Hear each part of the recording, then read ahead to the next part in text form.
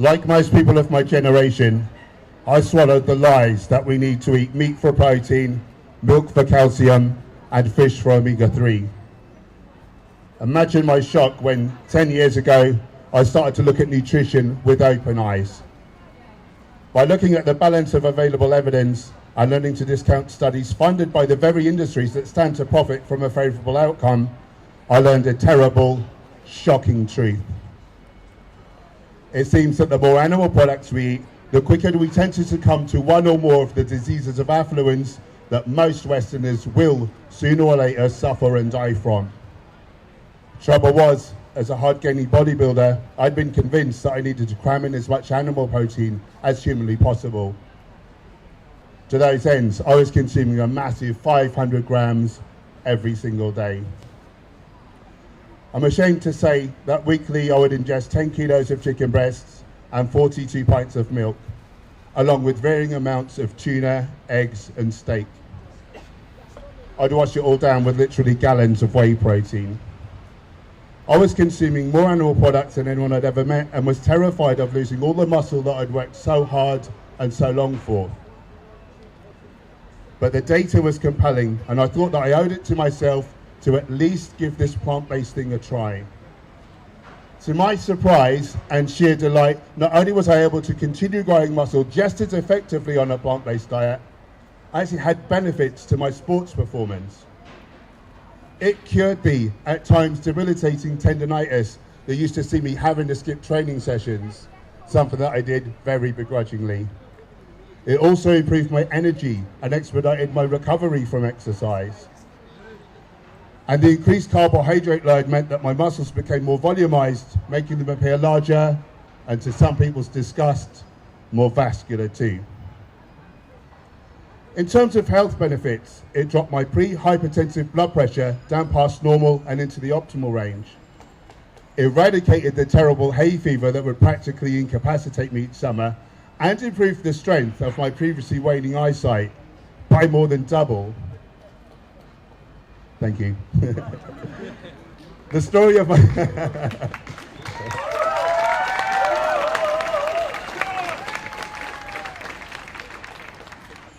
The story of my sight improvement was picked up by the Mail Online. In the comment section beneath the article were several vegans echoing my miraculous result. I've yet to see any science on this, but my theory is that perhaps it could be because a whole foods plant-based diet benefits the arteries that feed the eyes, in the same ways in which it benefits the arteries that feed the heart, meaning that few whole foods vegans will succumb to coronary heart disease, our #1 killer.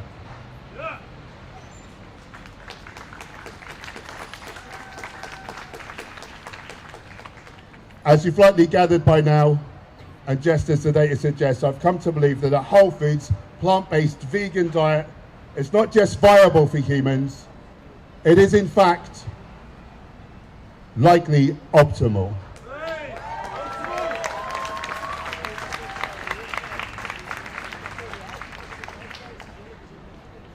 During my time on YouTube, I've been blessed to be able to connect with some truly inspirational people who've come back from the brink, turning their own lives around through better nutrition. Ken Lander's remarkable health story is just one of many. In 2016, 430-pound Ken was disembarking from an airplane when he found he was suddenly struggling to catch his breath. He had to stop a total of 7 times on the short walk to the baggage claim area, where he was finally able to get some assistance and was quickly rushed straight to hospital. Ken was diagnosed with stage 3 heart failure and more than 90% blockage of the widowmaker artery, tachycardia, atrial fibrillation, and a left ventricular wall that was twice the size that it was supposed to be. Despite all of this, Ken's condition was described as serious but stable, and he was sent home to ponder his predicament. Realizing that at this rate he was not long for this world, Ken decided to take matters into his own hands. He fired up his Kindle and searched the internet for books pertaining to heart disease and diet. Luckily, out of the 247 such books available at that time, he settled on Prevent and Reverse Heart Disease by legendary plant-based surgeon Cordwell Esselstyn. 4 months after implementing his new eating plan, he was on the treadmill going through his cardiac rehab session. Despite previously suggesting that Ken would need a transplant, or at the very least a pacemaker fitted, his cardiologist told him that his heart health had improved by a whopping 86%, a medical impossibility.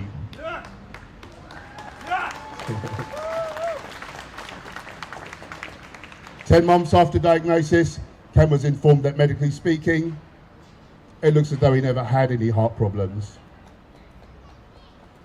1 week later, he ran his first 5K race and currently runs 10Ks on a regular basis. 200 pounds lighter, this former stressed out banker now spends his days happily working away on his coffee bean farm in Costa Rica, and his cardiologist has gone plant-based.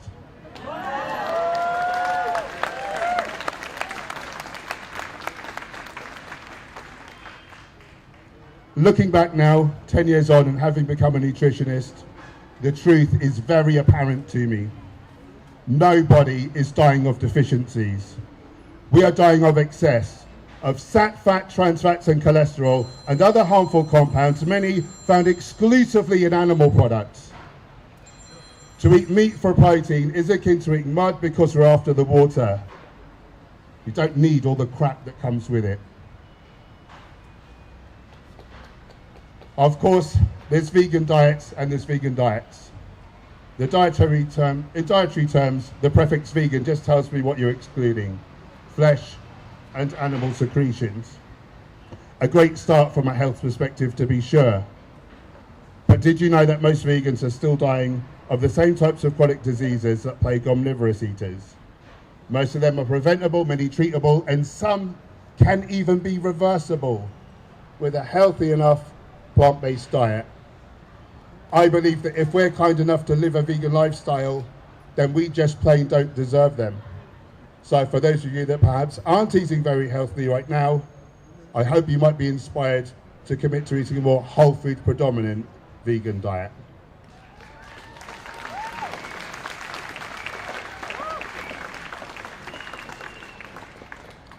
If you're young and are currently thinking, as I did back in the day, that you're essentially immortal and the health risks outlined don't apply to you, then consider this.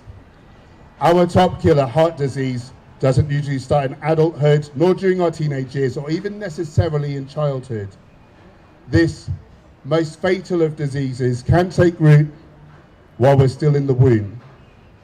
The higher the mother's serum LDL, the higher the chance that the aorta of the unborn baby or fetus would develop fatty streaks, the bedrock of atherosclerosis. Believe it or not, a processed vegan food, coconut oil, can drive up serum LDL worse even than beef fat. For the longest, happiest, healthiest life, choose mostly, or better yet exclusively, to eat the whole plant foods.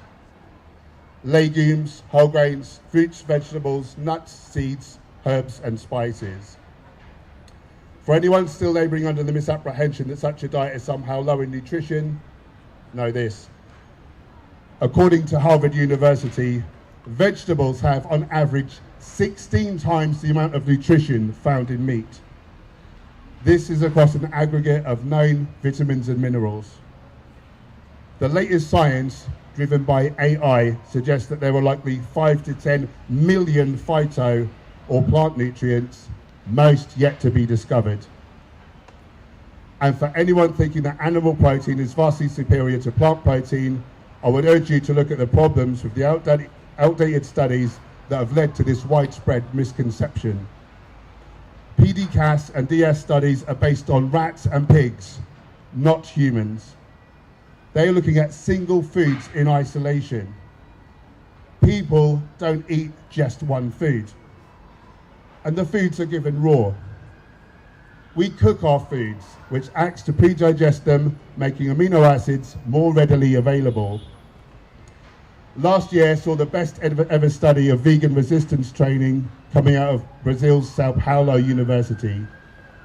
It showed conclusively that there was no difference in the ability of vegan or meat-eating athletes to build either strength or muscle. Off the back of it, the lead researcher wisely decided to go vegan. To wrap up today, I'd like to leave you with the following thought. I often hear people say that they don't care about the health aspect of their vegan lifestyle and that they're only in it for the animals. To those people, firstly I say, good for you. I admire this deeply. The only reason I stopped eating animals initially was a selfish one. Namely, I didn't want to be the cause of my own death. Sadly, as many people are quite shallow, oftentimes the messenger is more important than the message. Humans are tribal beings, and in order to tempt people across, we need to make our tribe seem as appealing as possible. The fitter, happier and healthier that we appear, the more animals we may potentially save just by our example. If you're not motivated to eat well for the sake of your own health, then perhaps focus on how the rest of the world could be perceiving you, and whether or not you're inspiring others to take up your beautiful, compassion-fueled ways.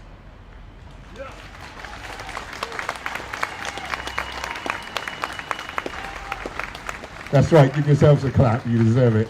If you would like help optimizing your health, body shape or performance with a whole foods, plant-based vegan diet, then please follow Hench Herbivore on Instagram or YouTube. From both of those platforms you'll find a link to my free vegan nutrition e-guide. Thanks for listening, and on behalf of the people, the planet and the animals, thank you for being vegan.